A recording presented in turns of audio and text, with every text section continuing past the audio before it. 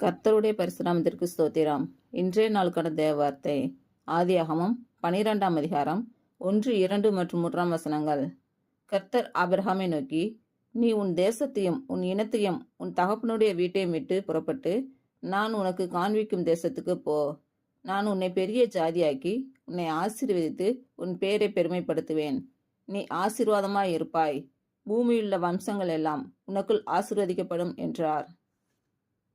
இன்று பிறந்த நாள் மற்றும் திருமண நாள் காணும் அனைவருக்கும் இயேசு கிறிஸ்து நாமத்தினாலே வாழ்த்துக்கள். கர்த்தர் உங்கள் பலவீனங்களை மாற்றி உங்களுக்கு பலத்தை கட்டளையிடுவாராக.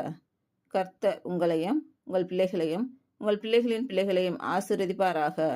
கர்த்தர் உங்களோடு இருந்து உங்கள் பணிகளையும் பயணங்களையும் ஆசீர்வதிப்பாராக. ஆமேன்.